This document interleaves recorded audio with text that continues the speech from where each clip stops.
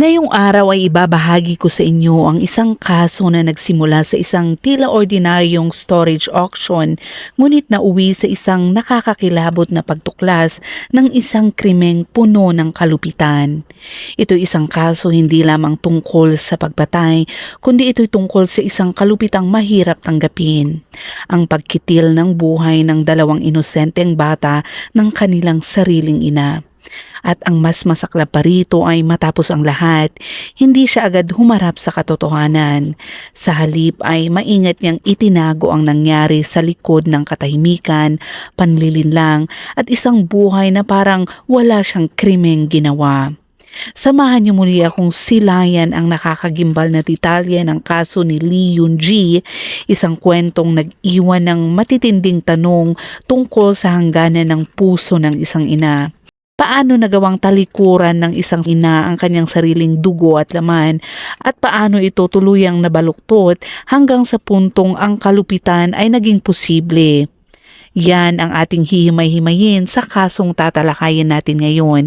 At bago natin ipagpatuloy ay kung bago ka pa lamang dito sa ating channel ay huwag mo kalimutang i-click ang subscribe button at pindutin na rin ang notification bell para lagi kang updated sa mga kasong tinatalakay natin dito.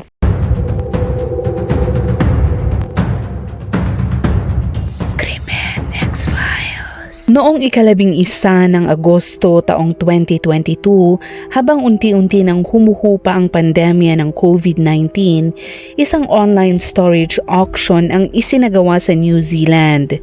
Sa auction na iyon, sina Mr. Honggi at ang kanyang asawa na si Annie ang nagwagi sa isang bid na 400 at isang New Zealand dollars.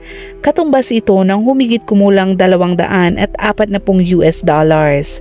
Ito isang storage unit sa safe store, isang pasilidad na puno ng kung ano-anong maalikabok at kalat-kalat na gamit sa bahay.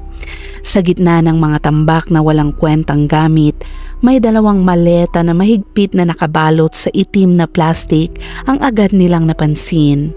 Habang dinadala nila ito sa sasakyan, bigla na lamang bumalot sa hangin ang isang mabahong amoy na nakakasuka.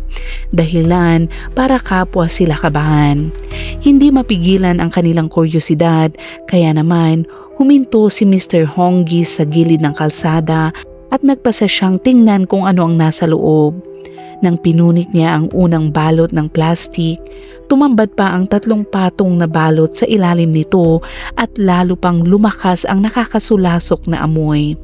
Ayon sa kanya, parang amoy ng patay na daga ito pero ito ay mas malala pa. May ilang kapitbahay na sumilip sa bakod dahil akala nila ay may nahanap siyang mahalagang bagay. Pero nang hiwain ni Mr. Honggi ang huling balot, ang tumambad sa loob ay hindi isang ordinaryong bagay. Isa itong mummified na katawan ng isang batang lalaki. Ito'y nakasuot ng brown na pantalon, long sleeve na berdeng damit at isang puffer jacket. Walang sino man ang makapag-iisip na ang mukhang simpleng auction na iyon ay magbubunyag ng isa sa pinaka-nakakakilabot na misteryo sa mga nakaraang taon. Agad na dumating ang pulis matapos matanggap ang tawag ni Mr. Honggi. Sa loob ng 2 maleta, natagpuan ang labi ng isang batang babae at isang batang lalaki. Pareho silang nakasuot ng damit at nakapulupot sa fetal position. Siksik silang isinilid sa loob. Batay sa estado ng kanilang pagkabulok, napag-alaman ng mga forensic expert na ilang taon nang patay ang mga bata. Sa pamamagitan naman ng records ng umuupa ng storage unit, natukoy ng mga investigador ang mga biktima. Ito ay si Yuna na isang 10 taong gulang na batang babae at si Min Woo na 6 na taong gulang na batang lalaki. Wala nang natitirang alinlangan, ang umuupa ng storage unit na iyon ay siya ring ina ng 2 bata. Ito ay si Lee Yoon-ji. Agad na naging pangunahing suspect ito sa nakakagulat na kaso. Si Lee Yoon-ji ay ipinanganak noong ika-15 ng Agosto, 1980 sa South Korea at siya ay pangalawang anak sa isang ordinaryong pamilya. Noong 1973, lumipat ang kanyang pamilya sa New Zealand upang maghanap ng mas magandang buhay. Makalipas ang 5 taon, noong 1978, dumating ang trahedya ng pumanaw ang kanyang ama, isang pagkawala na labis na nakaapekto sa kanyang kabataan. Sa parehong taon, bumalik si Lee sa South Korea upang kumuha ng college entrance exam kung saan siya ay natanggap sa isang English language program.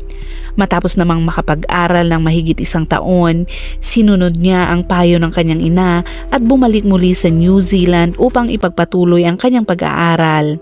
Sa pagkakataong ito ay hotel management ang kanyang tinahak. Lumaki sa isang debotong Kristiyanong pamilya si Lee Yoon-ji. Malalim ang naging impluwensya sa kanya ng pananampalataya ng kanyang mga magulang. Dumadalo siya sa simbahan tuwing linggo at naging Bible study instructor pa sa isang Korean church sa Auckland.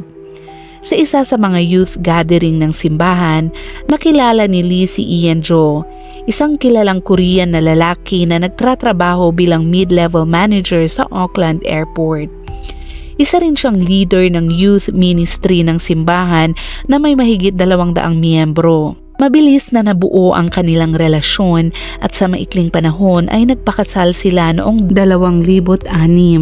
Tumira ang mag-asawa sa Papakura at ito isang tahimik na suburb sa Auckland at nagsimulang bumuo ng payapang buhay magkasama.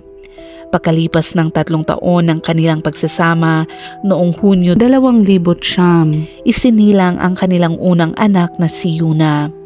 Upang alagaan ang bagong silang na sanggol, iniwan ni Lee ang trabaho niya sa hospitality industry at naging full-time na ina.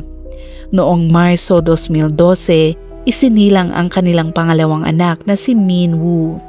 Si Min Woo ay may patuloy na problema sa pagsasalita na nagdulot ng pagkaantala sa kanyang language development. Sa paningin naman ni Lee, si Ian ang perpektong asawa. Gwapo, masipag, lubos na tapat sa pamilya at respetado sa kanilang church community. Pero habang mas lumalalim ang pagmamahal, mas mabigat ang sakit kapag ito ay nawala. Ang hindi kailanman inakala ni Lee ay ang kaligayahan ng kanilang maliit na pamilya na binubuo ng 4 ay biglang magwawakas. Pagkalipas ng 11 taon ng kanilang pagsasama, noong Marso 2017, na-diagnose si Ian ng terminal esophageal cancer. Ang balita ay parang kidlat na tumama at gumiba sa mundo nilang mag-asawa. Kumakapit sa kahit kaunting pag-asa, lumipad si Ian pabalik sa Seoul, South Korea upang maghanap ng mga espesyalista. Pero matapos malaman na wala ng lunas ang kanyang kondisyon, bumalik siya sa New Zealand kung saan siya ay ipinasok sa Palliative Care Center upang doon gugulin ang kanyang mga huling araw. Sa mga desperadong linggong iyon, madalas umiiyak si Lee habang tumatawag sa kanyang ina at sinasabi na kapag namatay ang kanyang asawa, ayaw na rin niyang mabuhay. Dahil sa takot para sa kalusugan ng kanyang anak, ang ina ni Lee na si Chunji ay umalis mula Hamilton at lumipat sa Auckland upang alagaan siya. Pero nang dumating siya, mas lalo niyang nakita na mas malala pa pala ang kondisyon ni Lee kesa sa inaakala niya. Matapos magkasakit ng malubha ang kanyang asawa, si Lee Yoon-ji ay hindi na ang dating siya. Maaga pa lang bago sumikat ang araw ay gising na siya, buong araw na sa ospital at umuwi lang ng gabing-gabi kung kailan tulog na ang kanyang 2 anak. Ang dating maamong ngiti nito ay bigla na lamang nawala. Napalitan ng mga matang walang sigla, mabigat na paghinga at paulit-ulit na pagbuntong hininga. Araw-araw, mas lumalala ang kanyang kalooban hanggang sa tuluyan siyang bumagsak sa matinding depresyon na halos hindi na niya kayang alagaan ang kanyang maliliit na anak. Noong mga unang araw ng Agosto 2017, nagpunta si Lee sa doktor dahil sa reklamo niyang pagkahilo at matinding insomnia. Ang kakaiba sa kanya ay iginiit pa niya na gumagaling na si Ian at wala na raw kinalaman sa sakit nito ang kanyang mga sintomas. Dahil inakalang simpleng anxiety lang ito, niresetahan siya ng doktor ng 60 tranquilizer tablets. Pero pagsapit ng katapusan ng 2017, dumating ang trahedya. Pumanaw si Ian, naiwan ang humigit kumulang 300,000 New Zealand dollars na life insurance benefits na katumbas ng halos 190,000 US dollars. Sinabi ni Lee sa kanyang ina na ayaw niyang malaman ng mga bata na patay na ang kanilang ama. Hiniling pa niya kay Mrs. Chunji na manatili sa bahay kasama ang mga bata sa araw ng libing. Sa mismong libing, agad napansin ng mga kaibigan at kamag-anak na may kakaiba kay Lee. Hindi niya dinala ang kanyang mga anak sa seremonya. Wala siyang emosyon, blanko ang mukha, at mukhang patay na rin ang kanyang anyo. Sa isa pang pagkakataon, narinig pa siyang bumubulong na mas dapat daw na ang mga anak niya ang namatay at hindi ang kanyang asawa. Doon na napagtanto ng kanyang ina na si Chunji na tuluyan nang nabasag ang isipan ng kanyang anak. Tumigil si Lee sa pagkain, mabilis na pumayat at iniiwasan ang anumang usapan tungkol sa pagkamatay ng kanyang asawa. Sa tuwing mababanggit ang pangalan nito o kapag inosenteng nagtatanong ang kanyang mga anak tungkol sa kanilang ama, bigla siyang sumisigaw sa galit na para bang hindi niya kayang harapin ang sakit. Ang pinaka nakakatakot para kay Mrs. Chunji ay ang mga pagkakataong sinasabi ni Lee na gusto niyang isama ang kanyang mga anak at tapusin ang kanilang buhay ng sabay-sabay. Alam niyang hindi ito basta salita lang.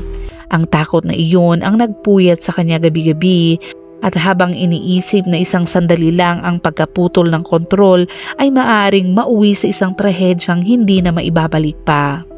At para maprotektahan sila, tinanggal ni Mrs. Chunji ang lahat ng kutsilyo at matatalim na bagay sa kanilang bahay. Itinago rin niya ang mga pamatay insekto at ginagawa ang lahat para pigilan ang kanyang anak na maisagawa ang mga delikadong naiisip nito. Ilang araw matapos mamatay si Ian, isinama ni Chunji si Lee at ang dalawang apo niya sa sementeryo para magpaalam. Pero makalipas lamang ang isang buwan, bigla na lamang sinabi ni Lee sa kanyang ina na gusto niyang isama ang mga bata sa isang biyahe para makapagpalamig ng isip. Ang sumunod ay sunod-sunod na kakaibang maluluhong paglalakbay na tumagal ng mahigit 2 buwan at umabot sa humigit kumulang 32,000 US dollars ang kanilang nagastos. Nang makabalik sila sa Auckland, tahimik na sinabi ni Lee sa kanyang ina na gusto niyang ubusin muna ang natitirang pera at pagkatapos ay sumama na siya sa kanyang asawa kasama ang kanyang mga anak. Sinubukan siyang pakalmahin ni Mrs. Chunji at sinabi na kung talagang gusto niyang mawala, siya na lang ang umalis at iwan ang mga bata sa kanya. Ngumiti lang ng mahina at malungkot si Lee at sinabing, "Ma, hindi ka naman marunong mag-Ingles, paano mo sila aalagaan?" Napatawa na lang sila ng mahina sa mga sandaling iyon. At sa maikling sandaling iyon, naniwala si Chunji na unti-unti nang gumagaan ang loob ng kanyang anak. Mula nang sumakay si Lee ng eroplanong papuntang South Korea, tuluyan nang nawala ang komunikasyon niya sa kanyang anak at kahit ilang tawag at mensahe, hindi na ito sumasagot. Sa kanyang pag-aalala, nakipag-ugnayan siya kay Jimmy, ang nakatatandang kapatid ni Ian para malaman kung may alam ito. Sinabi ni Jimmy na ang huling beses daw na nakita niya si Lee at ang mga bata ay noong Abril 2018. Ilang araw bago iyon, pumunta daw siya sa bahay ni Lee pero pagdating daw niya doon ay bakante na ang buong lugar. Wala ang mga gamit, walang kasangkapan at para bang bigla na lang naglaho ang buong pamilya sa isang iglap. Noong una ay inakala daw ni Jimmy na lumipat lang sila pero kalaunan ay nalaman niyang walang nakakaalam kung saan sila pumunta. Pero ang katotohanan sa likod nito ay mas madilim pa pala. Binago ni Lee ang kanyang pangalan at siya ay naging si Lee Ha-kyung at lihim na bumalik sa South Korea para magsimula ng isang buhay na walang nakakaalam. Noong ika-29 ng Hulyo 2018, pagdating niya sa Seoul, umupa siya ng isang maliit na apartment na parang office style malapit sa Gangnam Station.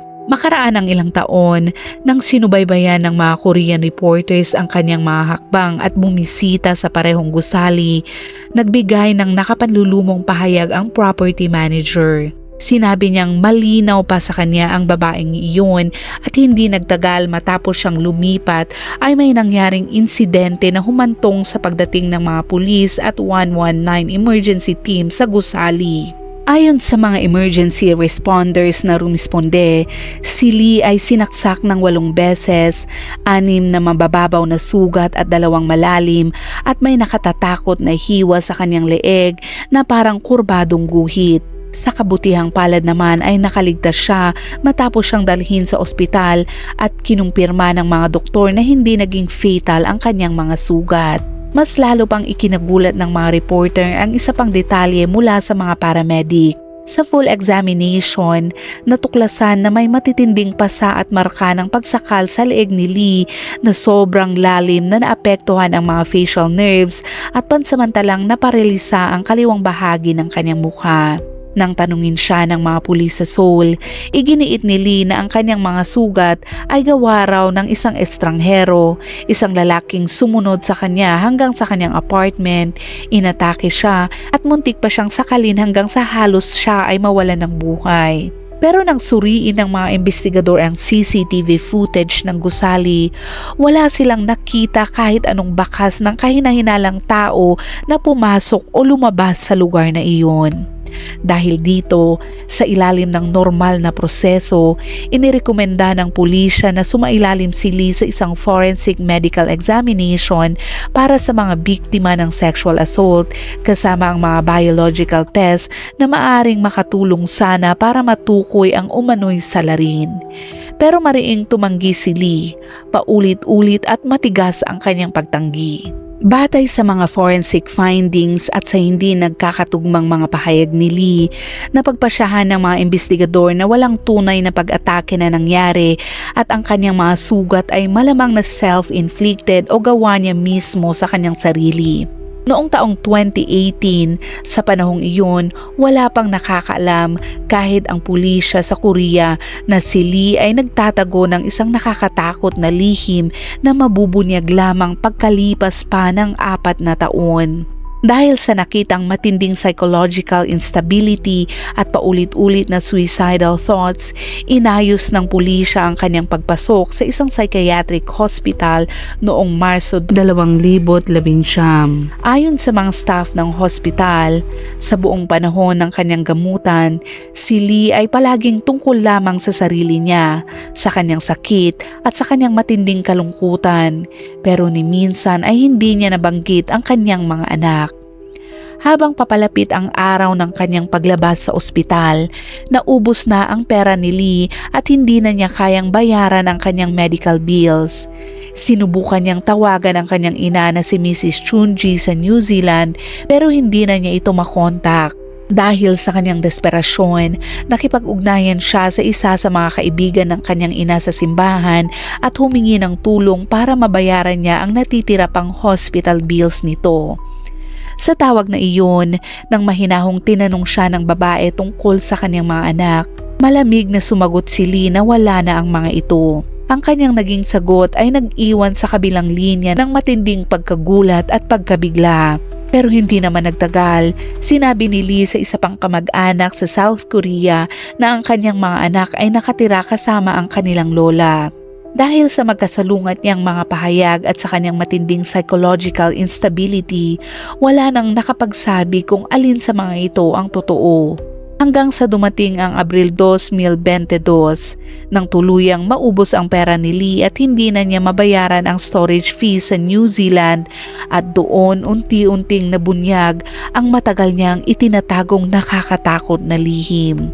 Noong 11 ng Agosto 2022, nakagawa ng nakakakilabot na pagtuklas ang pulisya ng New Zealand at ito ay ang 2 bangkay ng bata na nakasilid sa loob ng 2 maleta. 11 araw lamang ang lumipas, noong 22 ng Agosto, naglabas ng international arrest warrant ang mga otoridad laban kay Lee Ha-kyung o ang alias na ginamit ni Lee Yoon-ji at ipinaalam ito sa pulisya ng South Korea. Pagkatapos, sa madaling araw ng 1:00 ng umaga noong 15 ng Setyembre 2022, nagsagawa ng raid ang Interpol Korea kasama ang lokal na pulisya sa isang apartment sa lungsod ng Ulsan. Ang unit ay nasa loob ng isang Hanwha Energy Company residential complex na karaniwang nakalaan para sa mga empleyado. Ayon sa mga intelligence sources, natuntun si Lee sa lugar na iyon sa isa sa mga mataas na palapag sa tulong ng isang kakilala. Mabilis at eksakto ang isinagawang operasyon. Sa loob lamang ng ilang minuto, nahuli si Lee na 42 taong gulang sa oras ng kanyang pag-aresto. Matapos naman ang maikling temporary custody, inilipat siya sa Seoul Detention Center habang hinihintay ang extradition hearing kung ipapadala ba siya pabalik sa New Zealand para harapin ang kanyang kaso. Dahil dati na siyang nakakuha ng New Zealand citizenship at hindi kinikilala ng South Korea ang dual nationality, hindi na siya itinuturing na mamamayang Koreano. Dahil dito, mas naging madali ang proseso ng kanyang extradition. Makalipas naman ang 3 buwan, noong Nobyembre 2022, inaprubahan ng korte sa South Korea ang kahilingan ng New Zealand para sa extradition. Ibinalik si Lee sa New Zealand sa katapusan ng 2022 pero naantala ang kanyang paglilitis ng halos 3 taon dahil sa komplikadong paghahanda ng legal documents at paulit-ulit na psychiatric evaluations. At sa wakas nga, noong Setyembre 2025, nagsimula ang opisyal na paglilitis laban sa kanya. Sa korte ay inamin ni Lee Yoon-ji na siya ang may kinalaman sa pagkamatay ng kanyang mga anak sa pagitan daw ng Hunyo 27 hanggang Hulyo 27, 2018. Inamin din niya na binigyan niya ang mga bata ng antidepressant medication, inilagay ang kanilang mga katawan sa loob ng maleta at itinago ang mga ito sa storage unit. Pero itinanggi niya ang premeditated murder. Iginiit niya na sa panahong iyon ay nasa ilalim siya ng matinding psychological breakdown at wala siyang kontrol sa kanyang mga kinilos. Kaya ang pangunahing tanong sa harapan ng jury ay ito: tunay nga bang hindi niya kayang kontrolin o maunawaan ang kanyang ginagawa noong nangyari ang krimen o buong kamalayan siya sa kanyang mga aksyon? Sa korte ay inamin ni Lee na siya mismo ang may gawa ng pagkamatay ng kanyang mga anak.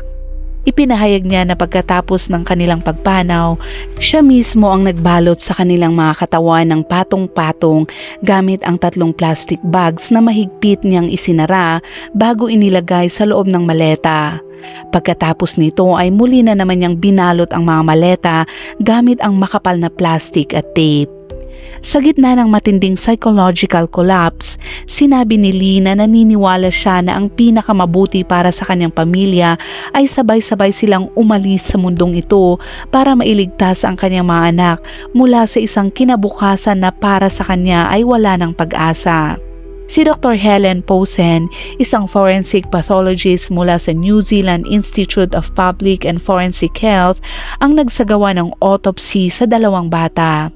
Sa kanyang independent report, lumabas na parehong nagpositibo sina Yuna at Minwo sa nortriptyline. Ito ay isang antidepressant. Kapag ininom ito ng sobrang dami, ang nortriptyline ay maaaring makamatay. Gayunpaman, dahil ilang taon nang nakaselyo ang mga katawan sa loob ng maleta, hindi na naging posible ang eksaktong pagtukoy ng sanhi ng kanilang kamatayan, kung overdose ba, suffocation o iba pang dahilan. Ang tanging malinaw ay walang natagpo ang panlabas na sugat sa alinman sa mga bata. Sa panahon naman ng paglilitis, isang forensic accountant para sa prosekusyon ang nagsabi sa jury na ang paggastos ni Lee sa credit card ay tumaas ng nakakagulat na 1,397% matapos mamatay ang kanyang asawa. Mula sa humigit kumulang 800 New Zealand dollars kada buwan ay naging halos 12,000 New Zealand dollars kada buwan na hindi pa kasama ang mga gastusin sa libing. Karamihan sa ginastos ay napunta sa international flights at mga luxury 5-star hotels. Sa pagitan ng Hulyo 2018 kung kailan ipinadala ni Lee ang mga maleta sa storage unit at Abril 2022 kung kailan tumigil siya sa pagbabayad ng mga fees, umabot sa 16,330 New Zealand dollars ang kabuuang bayad niya sa Safe Store.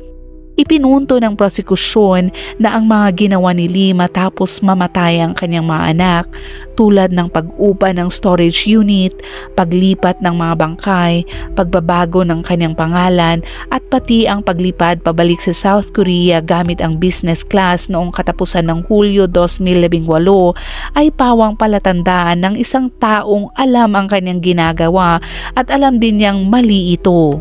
Idinagdag pa nila na ang isa sa mga huling sandali ng mga bata ay maaaring ginugol sa paglalaro ng Minecraft sa PlayStation console. Ipinakita ng mga digital forensic experts ng pulisya ang kanilang findings kung saan lumabas na ang huling recorded activity sa console ay nangyari noong Hunyo 27, 2018 gamit ang dalawang user accounts na tinawag na Hero Minwoo at Princess Yuna 35. Sa alas 10:43 ng umaga, ang PlayStation account na Hero Minwoo ay nakakuha ng Minecraft Achievement Trophy. Pagkatapos, sa alas 12:07 ng tanghali, isa pang trophy ang lumabas at sa pagkakataong ito ay mula naman sa Princess Yuna 35. Ang mga oras na ito ang kalaunang nakumpirma bilang huling digital traces na nagpatunay na buhay pa ang dalawang bata sa mga sandaling iyon. Nakakalungkot isipin na sa isang ordinaryong hapon na iyon, masaya pang naglalaro ng Minecraft ang dalawang bata at walang kaalam-alam na ang darating na gabi ang magiging huli nila.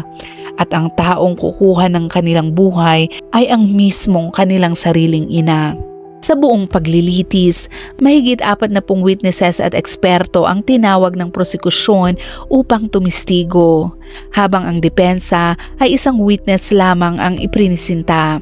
Sa mga testimonya, may ilang talagang tumatak dahil sa nakakakilabot na detalye at bawat isa ay nagbigay liwanag sa iba't ibang bahagi ng trahedya.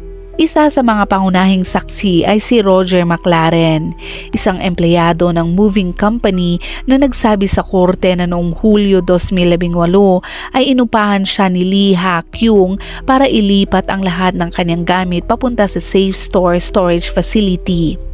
Ayon kay McLaren, ang unang impresyon niya kay Lee ay isang maayos manamit, elegante at kapansin-pansing magandang babae. Maingat ang kanyang makeup at nakasuot ng eleganteng damit at face mask.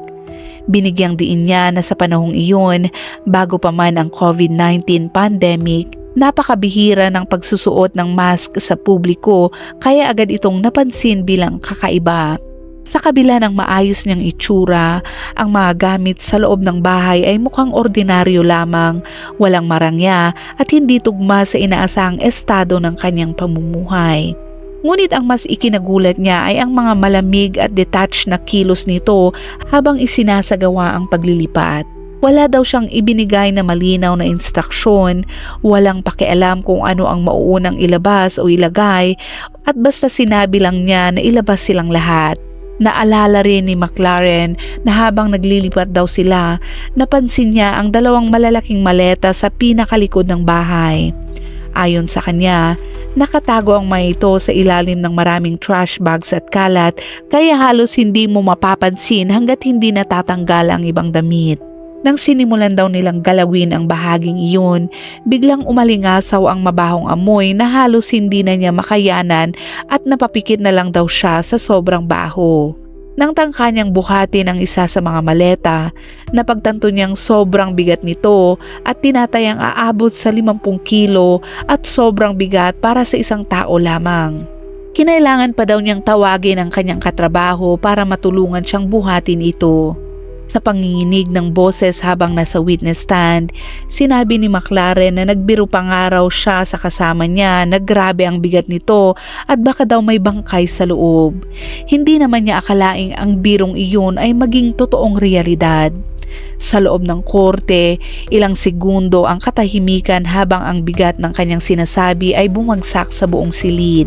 Ang sumunod na saksi ay si Jimmy Jo, ang nakatatandang kapatid ni Ian Jo, ang yumaong asawa ni Lee.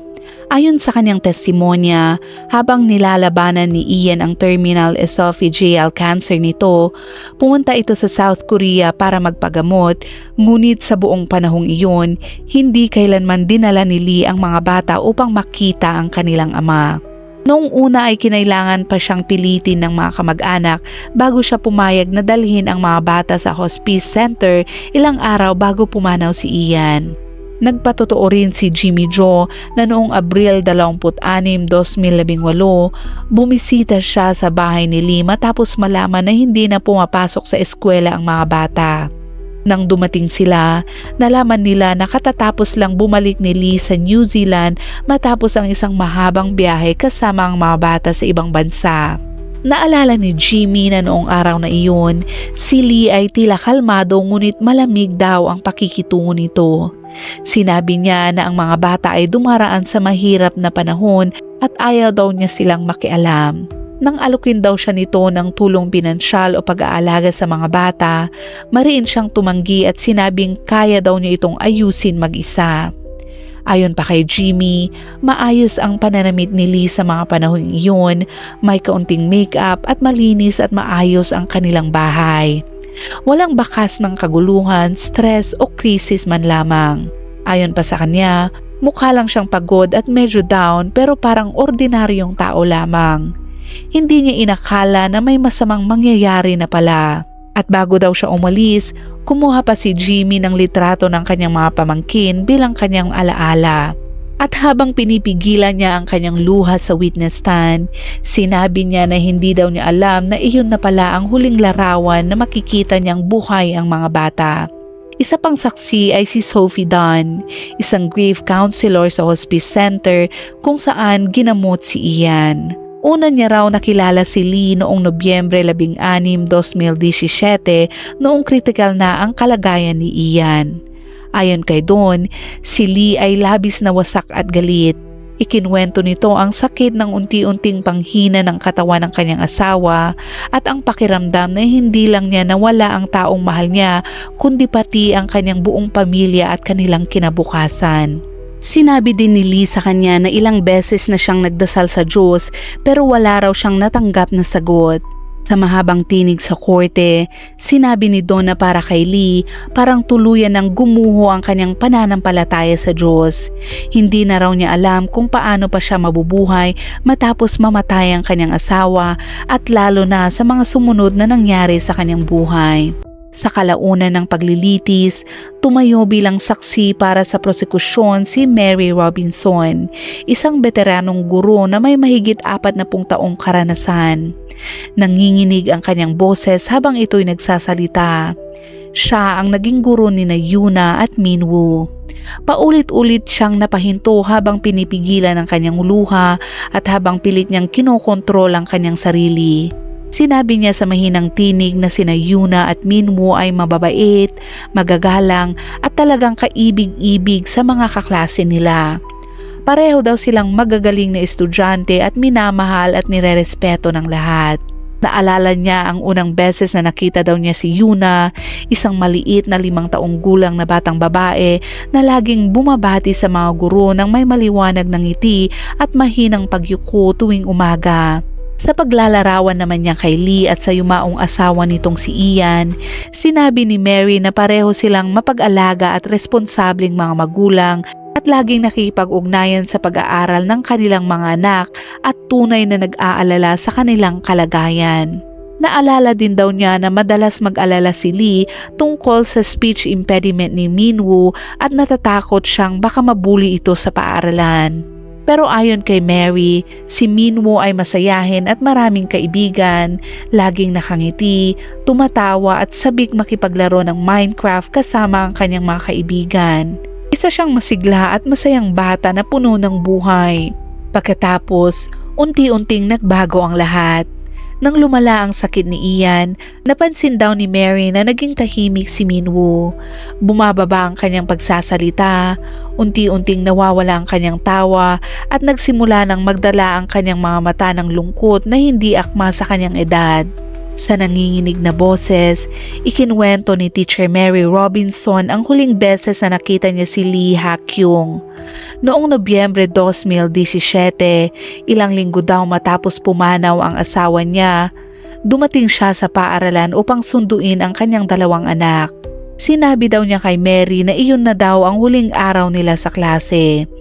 Ipinaliwanag ni Lee na plano niyang dalhin sina Yuna at Minwoo sa isang biyahe papuntang Gold Coast sa Australia para daw bigyan sila ng kahit kaunting masasayang alaala matapos ang mabigat na pinagdadaanan nila, at pagkatapos ng biyahe ay ililipat na daw sila sa South Korea upang matulungan siya ng kanyang pamilya at magkaroon ng mas magandang kapaligiran ang mga bata.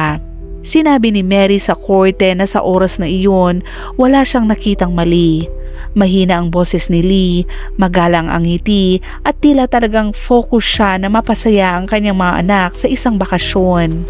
Akala ng lahat ay tuluyan ng umalis ng New Zealand si Lee at nagsimula ng bagong buhay sa South Korea kasama ang kanyang mga anak. Kaya nang mawala sina Yuna at Minwoo noong 2018, walang sino man sa paaralan ang nagduda o nang hinala ng masama. Isa pang saksi na malapit na kaibigan ni Lee ang lumabas na kinilala lamang sa pangalang Choi ang tumistigo rin sa korte. Sinabi niya na matagal na silang magkaibigan ni Lee noong nasa New Zealand pa sila. At kahit lumipat si Choi sa Australia, nanatili silang nag-uusap online at regular na nagchat-chat. Sa buong panahong iyon, hindi kailanman nabanggit ni Lee na may cancer ang kanyang asawang si Ian. Nang mabalitaan daw ni Choi na pumanaw ang kanyang asawa, agad siyang nagpadala ng mensahe ng pakikiramay. Sinabi din ni Choi sa korte na sa pagkakakilala niya kay Lee, wala itong anumang senyales ng mental illness. Masayahin ito, laging nakangiti at madalas magbiro.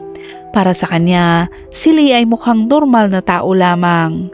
Pero hindi nagtagal, matapos ang libing ni Ian, lumipad si Lee papuntang Australia upang makipagkita kay Choi ng personal. Nag-dinner daw sila sa isang restaurant sa Gold Coast.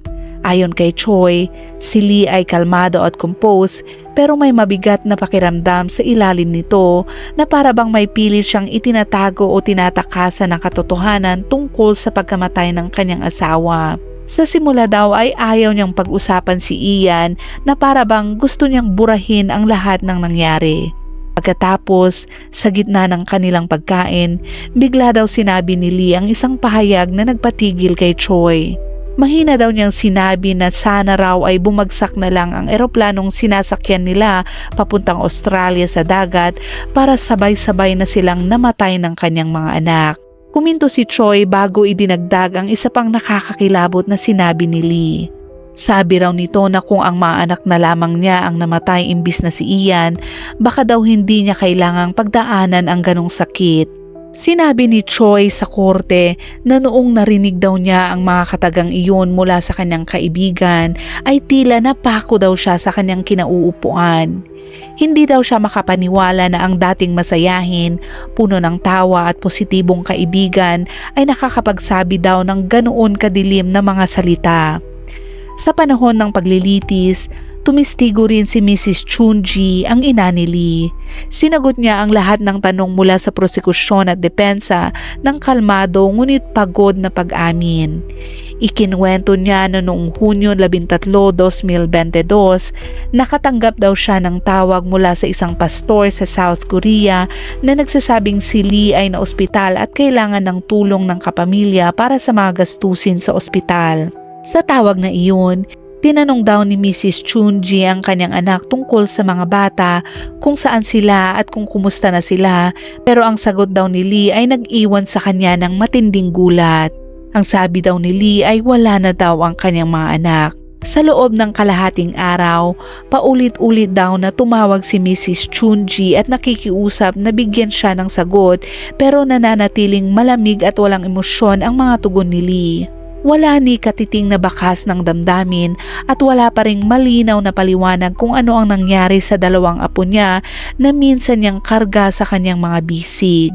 At nang mapagtanto niya na ang kanyang anak ay nasa psychiatric hospital at nasa matinding kondisyon ng pag-iisip, Nagdesisyon daw si Mrs. Chunji na bayaran na ang hospital fees at lumipad papuntang South Korea para makita siya ng personal. Nang kumalat ang balita tungkol sa sitwasyon niya sa kanilang lokal na church community sa New Zealand, nagtipon ng donasyon ang mga miyembro ng kongregasyon para matulungan siyang makabiyahe.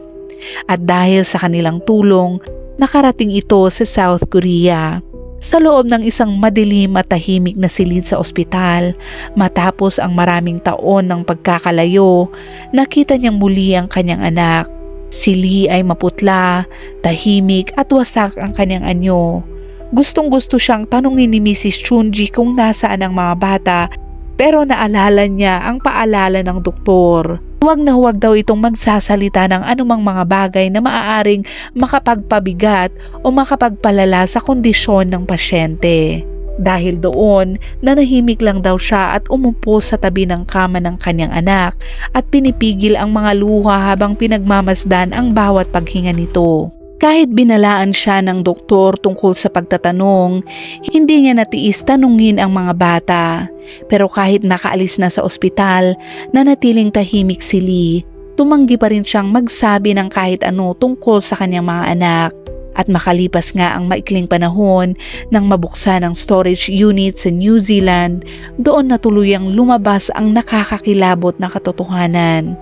Agad na inaresto si Lee at doon pa lamang nalaman ni Mrs. Chunji ang nakakapangwasak na realidad. Ang kanyang 2 apo na ipinagdadasal niya araw-araw, inaalala at hinahangad na makitang muli ay matagal na palang pinatay ng kanilang sariling ina. Sa korte, ang depensa ni Lee ay nagpresenta ng kanilang una at nag-iisang witness, si Dr. Kelly, isang psychiatrist. Ipinakita ni Dr. Kelly ang kanyang psychiatric evaluation report at iginiit na si Lee ay pasok sa clinical criteria ng diminished criminal responsibility dahil sa kanyang matinding mental illness.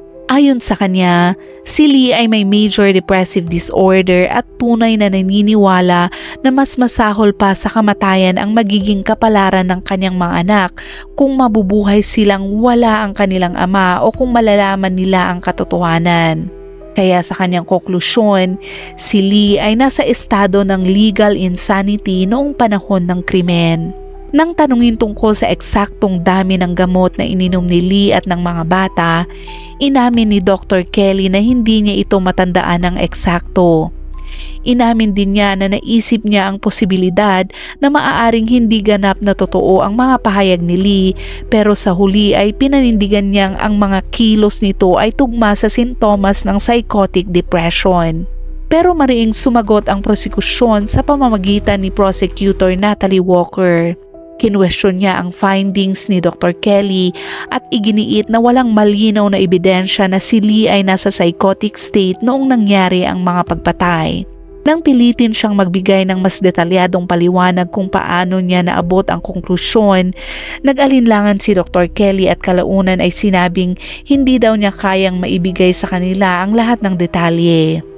Ang kanyang malabong sagot ay nagdulot ng bulungan at mapait na tawa sa loob ng korte. Nagpatuloy si Prosecutor Walker at itinuro na ang mga pahayag mismo ni Lee ay puno ng kontradiksyon at minsan sinasabing wala siyang mga anak at minsan naman ay sinasabing nasa isang charitable facility sila sa New Zealand. Ipinunto niya na kung ang pagbabasehan niya ay ang salaysay lamang ni Lee, walang magkakatugma. Ang mahalaga, ayon sa kanya habang kausap ang jury, ay hindi ang kwentong sinasabi nito kundi ang katotohanang nakikita sa kanyang kilos. Pagkatapos, isa-isang inisa-isa ni Walker ang mga huling araw ng Hunyo 2018. Noong Hunyo 27, 2018, habang ang 2 bata ay abala sa paglalaro ng Minecraft sa loob ng kanilang bahay, tahimik daw na sinimulan ni Lee ang kanyang plano. Gumawa siya ng sobre sa ilalim ng pekeng pangalan at ipinadala ito sa pamamagitan ng express mail sa Department of Internal Affairs. Kinahapunan, pumunta siya sa Mitre 10, isang hardware store at bumili ng mga garbage bags, garden liners at heavy-duty tape. At nang gabing iyon, hinaluan niya ng nakamamatay na 12 ng antidepressants ang fruit juice at ipinainom niya ito sa kanyang mga anak. Dahan-dahan at malinaw na sinabi ni Prosecutor Walker habang ito ay nagsasalita sa korte. At matapos mamatay ang kanyang mga anak, hindi siya umiyak, hindi siya nagluksa, hindi rin niya sinubukang tapusin ang kanyang sariling buhay kasama sila. Ipinakita ng ebidensya na kinabukasan, Hunyo 28 alas 12:13 ng tanghali, si Lee, gamit ang kanyang bagong alias ay nagsumiti ng online application para sa driver's license. Kinahapunan, bumisita siya sa safe store at pumirma ng rental contract para sa storage unit, isang transaksyong may litrato bilang record ng kumpanya. Pagsapit ng Hunyo 29, pasado na si Lee sa driving exam at nakuha ang lisensya sa ilalim ng kanyang bagong identidad. Dahil dito, nagmaneho siya, nagpakarga ng gasolina, bumili ng lottery scratch ticket at nanalo at iginugol ang araw sa isang high-end beauty salon sa Albany kung saan nagbayad siya ng ₱900 New Zealand para sa eyebrow tattoo at luxury hair care package. 2 araw naman matapos iyon, Hunyo 30, bumalik muli si Lee sa Mitre 10 upang bumili ng mga garbage bags at isang padlock. Kinagabihan, ilang ulit siyang nakita sa safe store facility. At doon, sa malamig na konkretong pader at madilim na katahimikan ng storage room, itinago ni Lee ang mga maleta na naglalaman ng mga bangkay ng kanyang mga anak at itinulak ito sa isang madilim na sulok. Sa mga sumunod na linggo, mahinahon niyang nilinis ang bahay, tinapos ang kanyang lease at nag-apply ng emergency passport sa ilalim ng kanyang pekeng identidad. Pagkatapos, kumuha siya ng moving company para ilipat ang lahat ng natitira niyang gamit, bawat maliliit na bagay at personal na pag-aari at itinago ang lahat sa safe store habang ang nakatatakot na katotohanan ay nakabaon sa loob ng 2 maleta. Nang maayos na ang lahat noong Hulyo 29, binura ni Lee ang kanyang nakaraan. Nag-book siya ng business class flight papuntang South Korea at sumakay na parang wala siyang anumang bitbit na kasalanan o alaala. Sa loob ng korte, ang closing argument ni Prosecutor Natalie Walker ay nag-iwan sa nag-iisang witness ng depensa. Si Dr. Kelly, nakitang-kitang nanginginig at halos hindi makakilos sa tensyon. Sinamantala ni Walker ang sandali at ipinaalala sa jury ang naging pahayag ni Lee sa 2 psychiatrist, kabilang na si Dr. Kelly mismo, na matapos bigyan ang mga bata ng pills, sinabi raw ni Lee na uminom din siya ng nakamamatay na 12 para sabay silang mamatay ng kanyang mga anak, at sa matalim na boses, tumagos ang tanong ni Walker sa buong silid ng korte. Kung talagang balak niyang mamatay kasama ang kanyang mga anak, bakit pa siya nagpunta para ayusin ang kanyang driver's license papers? At bakit pa siya pumunta sa post office, kumuha ng driving test at bumili ng garbage bags at duct tape? Bakit kailangan din niyang planuhin ang bawat hakbang ng ganoon kaingat? At sa huling tanong na tila yelong tumama sa katahimikan ng korte, binitiwan ni Walker ang pinakamabigat na punto. Tinanong niya ng derechahan si Dr. Kelly na kapag daw ba pinagsama-sama nila ang lahat ng ebidensya, naniniwala daw ba ito na hindi daw alam ni Lee na mali ang kanyang ginagawa. Sandaling katahimikan ang bumalot sa silid at pagkatapos ay may nangyaring hindi inaasahan. Bilang eksperto ng depensa, si Dr. Kelly ay dapat sanay magtanggol kay Lee. Pero sa ilalim ng walang humpay na pagtatanong ng prosekusyon, unti-unting gumuho ang kanyang kumpiyansa at humina ang kanyang boses. Sabi niya sa mahinang boses ay naniniwala pa rin siyang si Lee ay dumaan sa matinding depresyon, pero inamin din niyang alam nito na mali ang kanyang ginawa. Ang isang pangungusap na iyon ang tuluyang bumagsak sa buong depensa.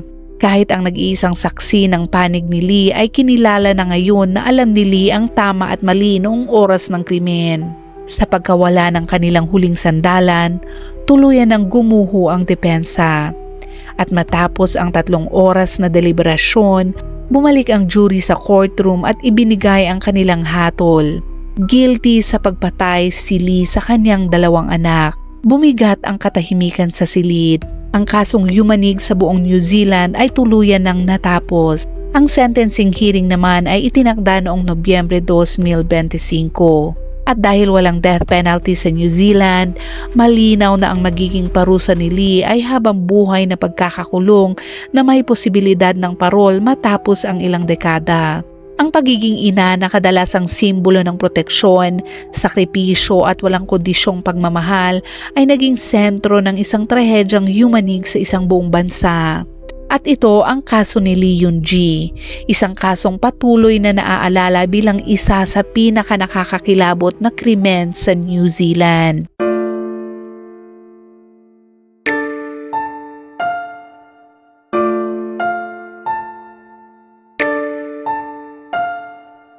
At dyan nagtatapos ang kwentong tinalakay natin ngayon.